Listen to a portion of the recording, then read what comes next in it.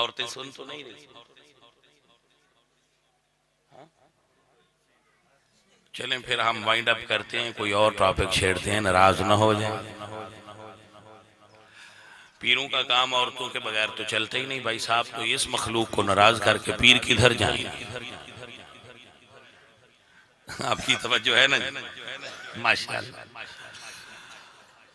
تو یہ عورتیں بہت اعلیٰ مخلوق ہیں اللہ کی۔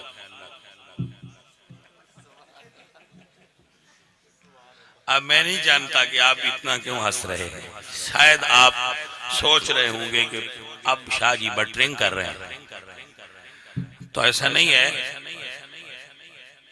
حضرت آدم علیہ السلام کو جب اللہ نے پیدا فرمایا تو آپ تنہائی اور اکیلا پن محسوس فرما رہے تھے، تو اللہ نے پھر ان کی دل کی تسکین اور تنہائی دور کرنے کے لیے حضرت اماں حوا کو خلق فرمایا۔ اقبال جیسی شخصیت فرماتے ہیں وجود زن سے ہے تصویر کائنات میں رنگ، اسی کے ساز سے ہے زندگی کا سوز دروں۔ اگر میں کائنات کو پھول کہوں تو عورت اس پھول کی خوشبو ہے، اگر میں کائنات کو چاند کہوں تو عورت اس کی روشنی ہے، اگر میں کائنات کو آسمان کہوں تو عورت اس میں چمکتے ہوئے ستاروں کی طرح ہے، اگر میں کائنات کو جنت کہوں تو عورت اس میں حور کی طرح ہے۔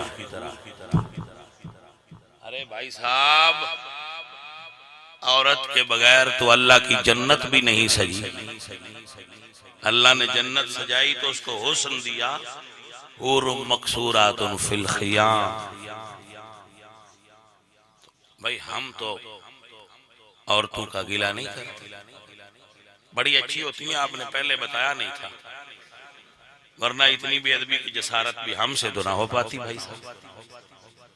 آپ نے یہ کیا کیا ہمیں بتایا ہی نہیں۔ اللہ اکبر، شکر ہے کوئی اور ڈاڈا لفظ نہیں نکل گیا ہمارے زبان سے، ہم سمجھتے تھے مردوں کی بات۔ تو حضرت صاحب آئیے سنیے، وہ مائی صاحبہ نے حضور کا ہاتھ روکا اور اپنی باتیں کرنے لگی۔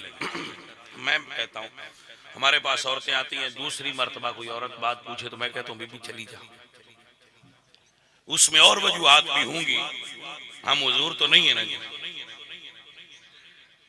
ہم حضور تو نہیں ہیں، مگر یہ بھی ہے کہ تھوڑا اکتا جاتے ہیں کہ یہ کیا بار بار پوچھتی ہے، چلے جاؤ۔